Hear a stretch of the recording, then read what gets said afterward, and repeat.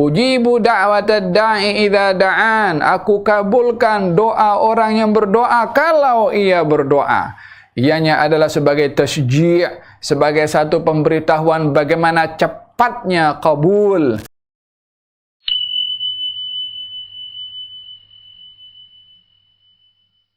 Menarik daripada ayat ini, Allah Subhanahu wa taala ketika mengatakan ujibu da'watad da'i idza da'an. Aku kabulkan doa orang yang berdoa bila ia berdoa.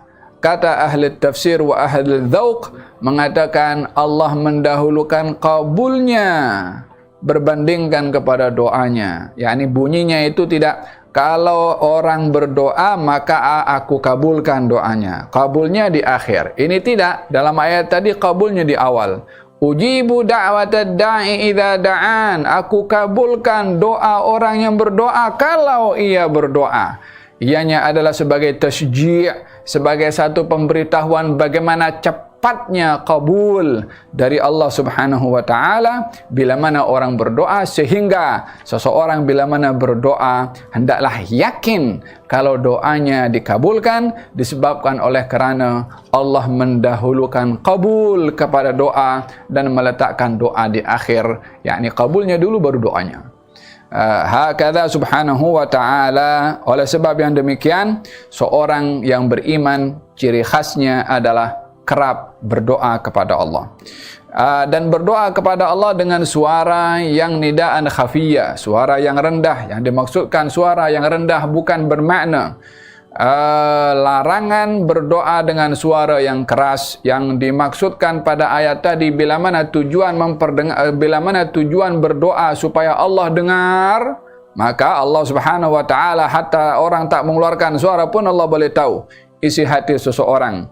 Dalam Al-Quranul Karim Allah Subhanahu wa taala berfirman, qad sami Allah, dalam Al-Quranul Karim Allah Subhanahu wa taala berfirman, wa laqad khalaqnal insan wa na'lamu ma tuwaswisu bihi nafsuhu wa nahnu aqrabu ilaihi min hablil warid.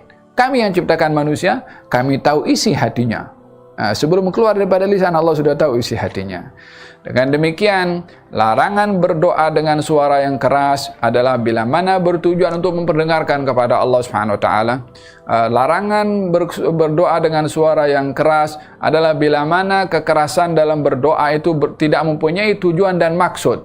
Akan tetapi bila mana orang berdoa dengan suara yang keras supaya yang lain boleh dengar dan mengaminkan, maka dalam hal ini adalah berdoa dengan suara yang keras adalah diperbolehkan. Baginda Rasulullah sallallahu alaihi wa ala alihi wasallam pun berdoa terkadang dengan suara perlahan, terkadang suara yang keras. Maknanya adalah untuk memperdengarkan kepada para as-sahabah. Oleh sebab yang demikian, Nabi Zakaria berdoa dengan suara perlahan adalah menunjukkan tawadhu'nya.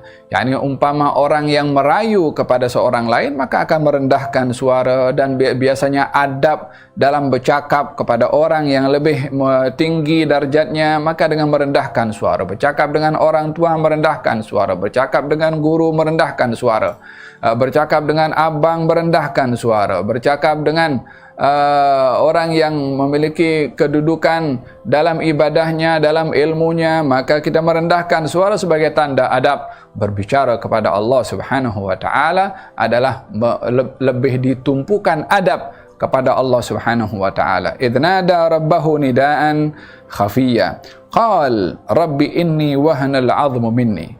Wahai Tuhanku, sesungguhnya aku wahanal 'azmu, tulang aku sudah lemah. Washta'ala ar-ra'su syaiban wa lam akum bidu'aika rabbi syaqiyya.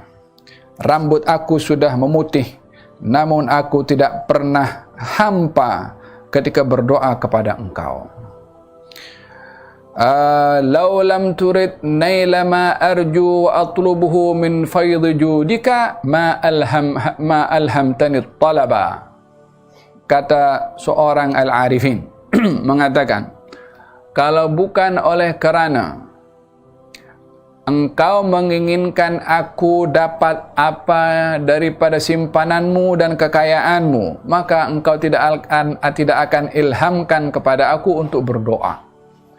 Yakni, kalau bukan oleh kerana Engkau akan memberi daripada kekayaanmu kepada aku, maka engkau tidak izinkan aku berdoa. yakni ingin memberitahukan, ya Allah, engkau izinkan aku berdoa adalah tanda engkau nak bagi kepada aku. Ini adab yang perlu ada kepada seseorang ketika berdoa kepada Allah Subhanahu wa taala, yakin kalau doanya dikabulkan dan diterima oleh Allah Subhanahu wa taala. Walihada doa atau adab dalam berdoa yaitu keyakinan kalau doa kita dikabulkan. Salullaha wa anta muqinun bil ijabah. Berdoalah kamu kepada Allah dalam keadaan kamu yakin kalau doa kamu dikabulkan oleh Allah Subhanahu wa taala.